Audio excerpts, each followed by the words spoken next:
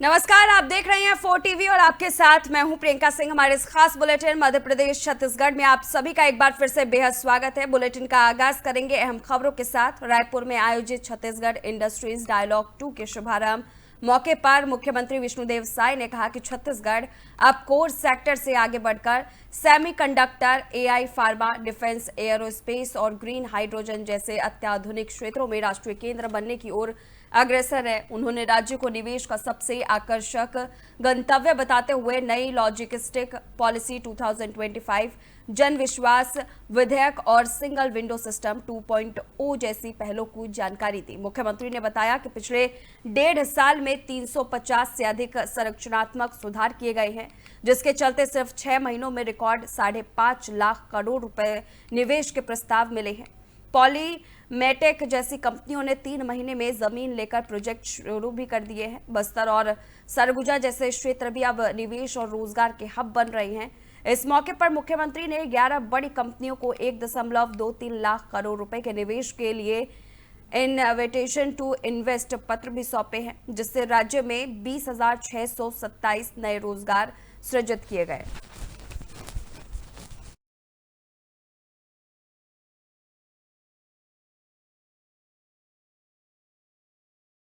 तो वही जशपुर जिले से बड़ी खबर सामने आ रही है, जहां भ्रष्टाचार निवारण अधिनियम के तहत पहली बार किसी वरिष्ठ राजस्व अधिकारी को सश्रम कारावास की सजा सुनाई गई है। विशेष न्यायाधीश सत्येंद्र कुमार साहू की अदालत ने नायब तहसीलदार कमलेश कुमार मीरी को दोषी ठहराते हुए 3 सालों का सश्रम कारावास और 50,000 रुपए जुर्माने की सजा सुनाई है। मामला साल 2020 का है, जब मीरी ने ग्राम बाला छापर निवासी अनुज गुप्ता से जमीन के नामांतरण और प्रमाणीकरण के लिए 3 लाख रुपए की रिश्वत मांगी थी। शिकायत मिलने पर एंटी करप्शन ब्यूरो अंबिकापुर ने 50,000 की पहली किस्त लेते हुए मीरी को रंगे हाथ गिरफ्तार कर लिया था। लोक अभियोजक सीपी सिंह ने साक्ष्य और गवाहों के माध्यम से आरोप सिद्ध किए। इस फैसले को जिले में भ्रष्टाचार के खिलाफ एक मजबूत संदेश माना जा रहा है। जजमेंट आज नहीं हुआ है, कल 30 तारीख को हुआ है, 30/6/2024 को। तो उसमें वर्ष 2020 में यहाँ नायब तहसीलदार के पद पर कमलेश कुमार मीरी नायब तहसीलदार थे। उनके द्वारा जशपुर निवासी अनुज कुमार गुप्ता से एक नामांतरण बाला छापर में उनका एक ज़मीन खरीदा हुआ था। उस ज़मीन के संबंध में नामांतरण कार्रवाई की और ज़मीन से संबंधित ऋण पुस्तिका बनाने के एवज में रिश्वती रकम के रूप में 3 लाख रुपये की मांग की गई थी। और वो 3 लाख रुपया नहीं दे पाऊँगा, 2.5 लाख दूंगा और उसमें से भी 50,000 रुपया एडवांस के रूप में दूंगा कह के उनके द्वारा तय किया गया था। और इस बात की शिकायत एसीबी कार्यालय अंबिकापुर में की गई थी, जहां से 20/3/2020 को एसीबी की टीम जशपुर नगर आई थी उस शिकायत पर से कार्रवाई करने के लिए। और यहां तहसील कार्यालय आकर ट्रैप की कार्रवाई की गई थी, जिसमें नायब तहसीलदार को 50,000 रुपया लेते हुए रंगे हाथों पकड़ा गया था। उसी पर से भ्रष्टाचार निवारण अधिनियम की धारा 7 के तहत में प्रकरण दर्ज किया गया था। सर, जानकारी ये है कि मैंने एक ज़मीन लिया था, तो उसमें नामांतरण के नाम पे उन्होंने 5 लाख मुझसे घूस मांगा। मैं बोला सर इतना बड़ा रकम मैं नहीं दे पाऊँगा, ऐसा लड़का हूँ नहीं कि मैं अनाप शनाप कमा रहा हूँ टाइप का। तो वो बोले अगर नहीं दोगे तो अंदर करवा दूंगा। तो मुझे ये बात खल गई। मैंने सोचा 5 लाख देने से अच्छा है कि एसीबी को बता दे। फिर मैंने एसीबी वाले को बताया और 27 अगस्त 2020 को मैंने रेड करवा दिया रंगे हाथ 50,000 रुपये लेते हुए। उनसे 3 लाख में डील हुआ था, 50-50 करके दूंगा बोला था। 50,000 देते हुए मैं रंगे हाथ ट्रैप करवाया। कल उसका सजा सुनाया गया, 3 साल का कैद है, 50,000 रुपये जुर्माना। मुझे बहुत अच्छा लगा कि न्यायपालिका पे पूरा भरोसा था मुझे, इसलिए मैं। तो वहीं छत्तीसगढ़ के सरगांव थाना क्षेत्र से एक चौंकाने वाली सामाजिक प्रताड़ना का मामला सामने आया है। पीड़ित मुरारी लाल सूर्यवंशी ने एसपी और कलेक्टर कार्यालय में आवेदन देते हुए बताया कि समाज के कुछ लोगों ने उन्हें और उनके परिवार को झूठे आरोपों में फंसाकर लगातार जलील और प्रताड़ित किया।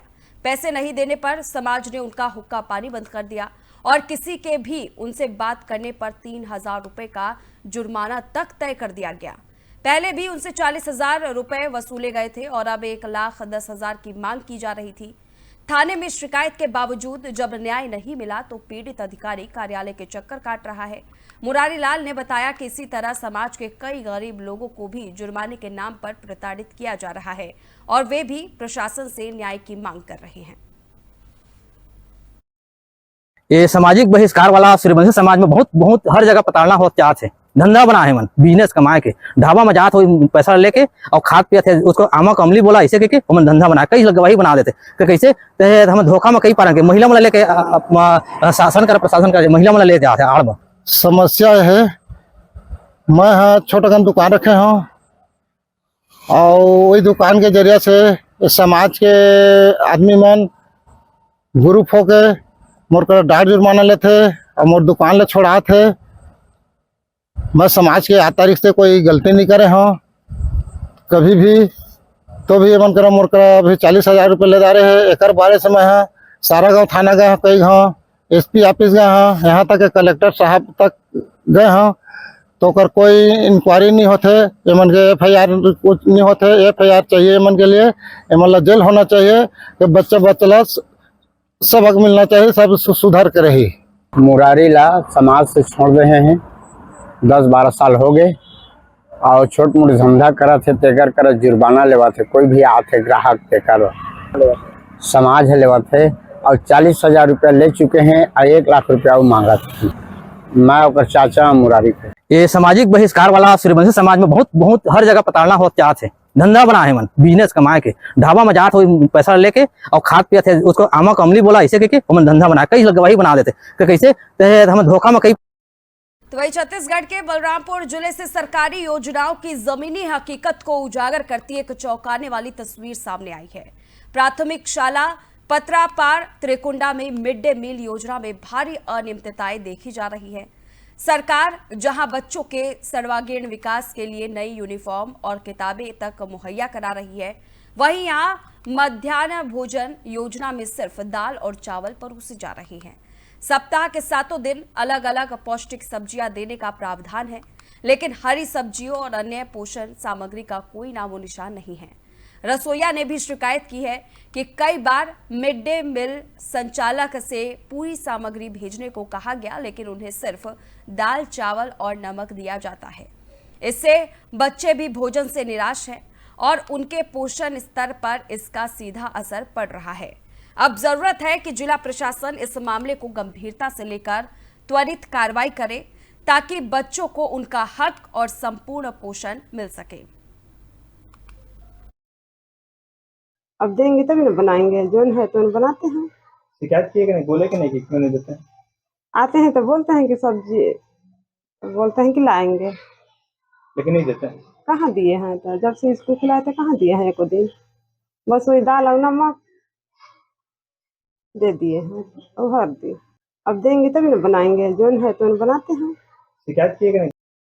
और एक अहम खबर जशपुर जिले से सामने आ रही है, जहां कलेक्टर रोहित व्यास के निर्देश पर खनिज रेत के अवैध भंडारण के खिलाफ कड़ी कार्रवाई जारी है। जिला खनिज अधिकारी के नेतृत्व में अमले ने जिले के विभिन्न क्षेत्रों में छापेमारी कर अवैध रूप से भंडारित रेत को जब्त किया। लोदाम क्षेत्र के ग्राम साइंटांगरुटोली में 160 ट्रैक्टर और ग्राम पौड़ी में 150 ट्रैक्टर रेत के अवैध भंडारण के मामले में दर्ज किए गए हैं। खान और खनिज विकास, इसके साथ ही विनियम अधिनियम 1957 की संबंधित धाराओं के तहत इन आरोपियों के खिलाफ कानूनी कार्रवाई की जा रही है।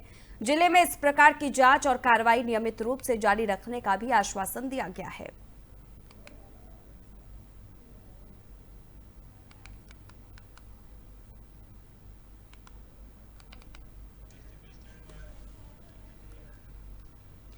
तो वही बिलासपुर से एक सनसनीखेज घटना सामने आई, जहां 3 सगी बहनों पर चापड़ से जानलेवा हमला हुआ था। पुलिस ने इस हमले में और इस मामले में आरोपी अमन पटेल को कोरबा से हिरासत में लिया है। प्रारंभिक पूछताछ में बताया गया है कि हमले के पीछे पुरानी रंजिश का मामला है। बहतराई के अटल आवास में रहने वाली तीनों बहनों पर अमन ने चापड़ से वार किया, जिससे वे गंभीर रूप से घायल हो गई थी। फिलहाल पुलिस आरोपियों से पूछताछ कर रही है और मामले की जांच जारी है।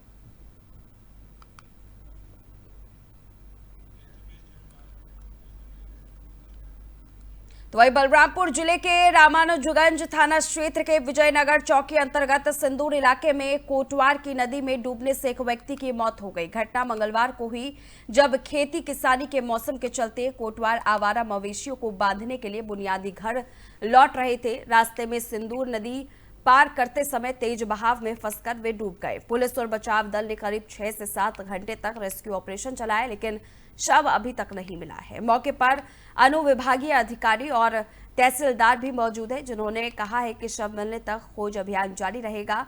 यह घटना पूरे क्षेत्र में शोक और चिंता का विषय बन गई है।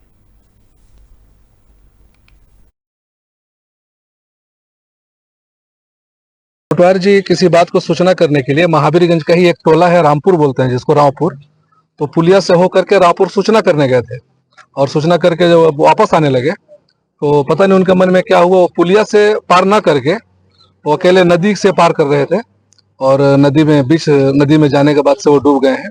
और वहाँ जो बच्चे लोग खेल रहे थे किनारे दूसरे साइड में, उन लोगों ने इस बात की पुष्टि की कि वो नदी में हिले थे, इसके बाद से उनका पता नहीं चल रहा है। और एक आंटी जी जो वहाँ पे बकरी वकरी चरा रही थी, उन्होंने शायद उनको मना भी किया कि पैदल मत जाओ, पानी ज्यादा है, और वो माने नहीं और पानी के अंदर चले गए। हाँ, एक हमारे ग्रामीण है यहाँ के, जनेवधारी नाम है जिनका, उम्र 45 वर्ष।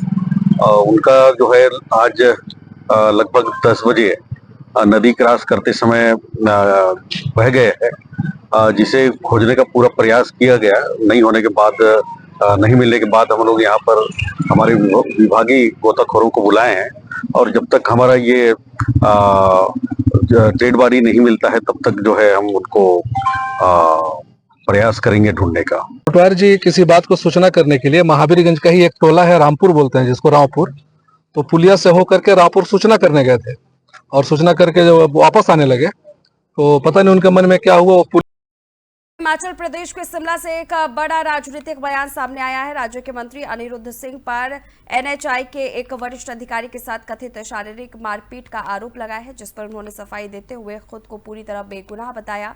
अनिरुद्ध सिंह ने कहा कि जिस वक्त की घटना की बात की जा रही है वहां करीब 150 स्थानीय लोग मौजूद थे और उन्होंने खुद एनएचआई अधिकारियों के अपमानजनक रवैये के खिलाफ एफआईआर दर्ज कराई है। मंत्री ने कहा कि उनके खिलाफ दर्ज की गई एफआईआर पूरी तरह निराधार है और इसका मकसद इमारत गिरने की घटना से ध्यान भटकाना है। उन्होंने जांच की मांग करते हुए कहा कि वे जांच के हर नतीजे का सामना करने को तैयार है। जो एफआईआर है तो सिर्फ फर्स्ट इंफॉर्मेशन रिपोर्ट है, ठीक है। एफआईआर दर्ज कराई है। मैं ये पूछना चाहूंगा, ये भी मैं पूछना चाहूंगा साथ में, ठीक है, कि वहां पे फॉरेस्ट के अधिकारी मौजूद थे, वहां पे रेवेन्यू के अधिकारी मौजूद थे, करीबन 150 लोग, महिलाएं मौजूद थी, सभी एसडीएम मौजूद थे, ठीक है। मैं ये पूछना चाहूंगा कि जो उन्होंने आरोप लगाया है, एक तो अभद्र व्यवहार नहीं करना चाहिए उनको जनता के साथ। इस बारे में आप लोग ढली थाने में ले सकते हैं, उनके खिलाफ जो है अधिकारी जो भी आए थे वहां पे, उनके खिलाफ एफआईआर दर्ज हुई है, लोगों ने कराई है उनके खिलाफ एफआईआर अभद्र मामले की, जो उन्होंने धक्का मुक्की करी लोगों के साथ, जो बदतमीजी करी महिलाओं के साथ, उसके बारे में भी ढली थाने में एफआईआर ऑलरेडी दर्ज है। उसको भी आप लोग रिपोर्ट करिए अपने माध्यम से, 1 मिनट चैनल के माध्यम से। और जो पर्टिकुलरली एफआईआर की बात कर रहे हैं वो तथ्यहीन है, मैं समझता हूँ। तो तथ्य बोलने से नहीं होगा, किसी का दोष, वहां बिल्डिंग गिर गई, अधिकारी आके बोल रहे हैं, हंस के बोल रहे हैं कि हम कंपनसेट कर देंगे, फिर क्या हो गया, कोई बात नहीं। और उसके बाद मैं बोलना चाहूंगा, जो आपका सवाल है, जो आप पूछना चाह रहे हैं, असली मुद्दा जो पूछना चाह रहे हैं कि I deny from all allegations. ये केवल मात्र बिल्डिंग गिरी, उनको पता था कि ये बड़ा मुद्दा बनेगा, उसको कवर अप करने के लिए उन लोगों ने ये साजिश जो है रची है। हॉस्पिटल में कितनी देर एडमिट थे, आप इसका रिकॉर्ड लीजिए। अगर एमएलसी की बात करते हैं, एमएलसी में क्या। अगली बड़ी खबर पुणे से है, जहां पर दौंड तालुका के स्वामी चिंचौली गांव में वारी के दौरान हुई नाबालिग लड़की के साथ कथित दुष्कर्म के विरोध में पुणे के अलका टॉकीज चौक पर महिला संगठनों ने जोरदार प्रदर्शन किया। प्रदर्शनकारियों ने राज्य सरकार की निष्क्रियता को लेकर तीखी नारेबाजी की और महिला आयोग की कार्रवाई पर सवाल उठाए। उन्होंने एक प्रतीकात्मक पुतले के हाथ पैर तोड़कर अपनी नाराजगी जताई और चेतावनी दी कि अगर न्याय नहीं मिला तो यह आंदोलन पूरे महाराष्ट्र में फैलाया जाएगा।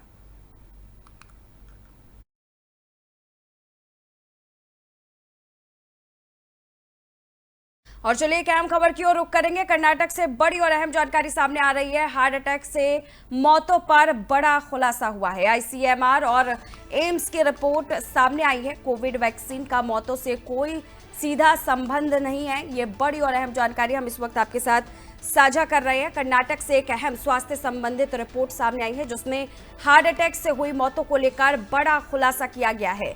आईसीएमआर और एम्स की साझा रिपोर्ट में कहा गया है कि कोविड वैक्सीन का इन मौतों से कोई सीधा संबंध नहीं पाया गया है। यह अध्ययन मौतों के कारणों को लेकर स्पष्टता प्रदान करता है और कोविड वैक्सीन की सुरक्षा को लेकर लोगों के बीच फैली भ्रांतियों को दूर करता है।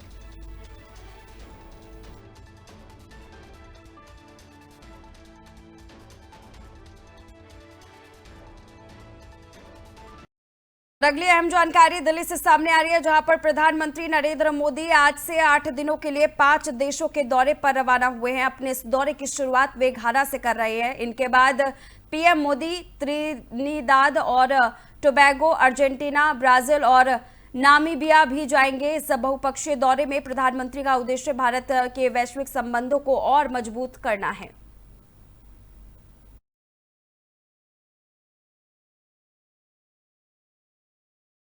और चलिए एक और अहम जानकारी की तरफ रुख करेंगे। दिल्ली से बड़ी खबर सामने आ रही है। क्रिकेटर मोहम्मद शमी को कोर्ट से झटका लगा है। कलकत्ता हाई कोर्ट ने ऐतिहासिक फैसला सुनाया है। पत्नी और बेटी को 7 साल का बकाया भत्ता देना होगा। बड़ी जानकारी हम आपके साथ साझा कर रहे हैं। क्रिकेटर मोहम्मद शमी को कलकत्ता हाई कोर्ट से बड़ा झटका लगा है। कोर्ट ने आदेश दिया है कि शमी अपनी पत्नी हसीन जहां और बेटी आयरा को हर महीने 4 लाख रुपए का भत्ता देंगे। यह आदेश पिछले 7 सालों के बकाया भत्ते पर भी लागू होगा, जिसे अब उन्हें अदा करना होगा। यह फैसला क्रिकेट जगत और समाज में चर्चा का विषय बना हुआ है।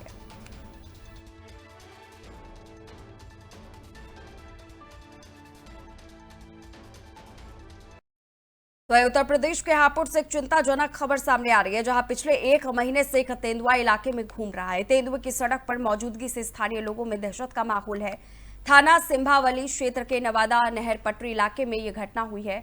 वन विभाग तेंदुआ पकड़ने की कोशिश कर रहा है, लेकिन अभी तक वो सफल नहीं हो पाया है। इस दौरान तेंदुए का वीडियो सोशल मीडिया पर वायरल हो गया, जिससे लोगों में और भी चिंता बढ़ गई है।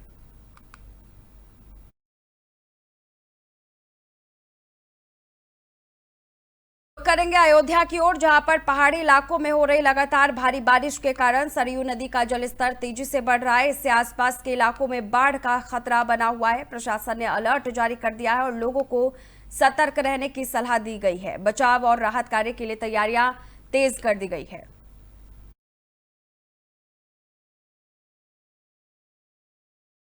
वहीं महोबा के पनवाड़ी विकास खंड में यूपी एमपी सीमा पर स्थित लहचूरा बांध का जलस्तर खतरे के निशान से ऊपर पहुंच गया है। सिंचाई विभाग ने जलस्तर को नियंत्रित करने के लिए बांध के 5 फाटक खोल दिए हैं, जिससे धसान नदी में 45,500 क्यूसेक पानी छोड़ा गया है। इसके अलावा अर्जुन सहायक नहर में भी 1200 क्यूसेक पानी छोड़ा गया है। 6 गांवों में अलर्ट जारी किया गया है और मुनादी के जरिए ग्रामीणों को नदी के पास न जाने की चेतावनी दी गई है। प्रशासन ने हाई अलर्ट जारी कर निगरानी बढ़ा दी है। हालांकि सिंचाई विभाग का कहना है कि स्थिति फिलहाल नियंत्रण में है। भारी बारिश के कारण धसान नदी में जलस्तर और बढ़ने की संभावना बनी हुई है।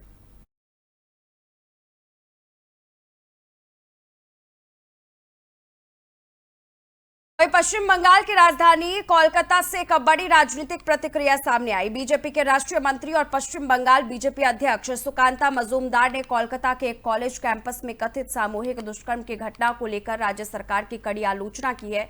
उन्होंने कहा कि यदि कॉलेज परिसर में छात्रा के साथ ऐसा अत्याचार हो सकता है तो राज्य की शिक्षा प्रणाली और कानून व्यवस्था पर बड़ा सवाल उठता है।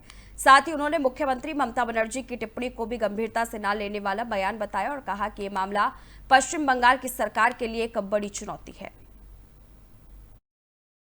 बार बार बुलाता था, सेक्सुअली अब्यूज करता था, सेक्सुअली एक्सप्लॉइट करता था, या जिनके हाथ इनके सिर पे है उनके पास भी इन लड़कियों को भेजा जाता था एक्सप्लॉइट होने के लिए। इसकी भी इंक्वायरी होनी चाहिए, क्योंकि ये बहुत बड़ा सवालिया निशान है कि अगर आप एक कॉलेज कैंपस को सेफ नहीं रख पा रहे, कॉलेज कैंपस के अंदर अगर इस एक छात्रा के साथ, एक स्टूडेंट के साथ अगर बलात्कार होता है तो आपकी एजुकेशन सिस्टम। तो दिल्ली से एक अहम बयान सामने आया है, जहां केंद्रीय पर्यटन मंत्री गजेंद्र सिंह शेखावत ने राजधानी के ऐतिहासिक धरोहरों की बहाली और उनके पुनर्निर्माण को लेकर बड़ा बयान दिया। उन्होंने कहा कि आजादी के बाद कई सरकारें आई, लेकिन वे इन धरोहरों की देखरेख नहीं कर सकी और ये विरासतें लगभग बर्बाद होने की कगार पर पहुंच गई। उन्होंने उपराज्यपाल वीके सक्सेना की सराहना करते हुए कहा है कि एलजी ने व्यक्तिगत रुचि लेकर इसका संरक्षण कराया है। साथ ही एएसआई और डीडीए द्वारा किए गए जीर्णोद्धार कार्य को भव्य, प्रेरणादायक और अनुकरणीय बताया, जिसका एक सुदीर्घ इतिहास है और लगभग पिछले 400 से ज्यादा सालों से वो दिल्ली के लिए एक गर्व का विषय था। लेकिन दुर्भाग्य से आज़ादी के बाद में जिस तरह की सरकारें मोटे तौर पर दिल्ली में रही, कुछ समय को छोड़ करके वो इन ऐतिहासिक विरासतों की सार संभाल न कर पाई। उसके कारण से शालीमार बाग और इसके अंदर बनी हुई ऐतिहासिक इमारतें, शीश महल, वो सब दुरावस्था की भेंट चढ़ गए थे, लगभग क्षरित हो गए थे। लेकिन एलजी साहब ने व्यक्तिगत रुचि लेकर के जिस तरह से इनका रिस्टोरेशन किया, एएसआई और डीडीए ने मिलकर के जिस तरह जो भव्यता और दिव्यता इस पार्क को दी है, वो निश्चित रूप से अभिनंदन के योग्य भी है और अनुकरणीय भी है। मैं बहुत सारी बधाई इस पूरी टीम को देते हुए साथ ही साथ शालीमार बाग के सब। तो फिलहाल इस खास बुलेटिन में इतना ही, रुकेंगे एक छोटे से ब्रेक के लिए। ब्रेक के उस पार खबरों का सिलसिला जारी है।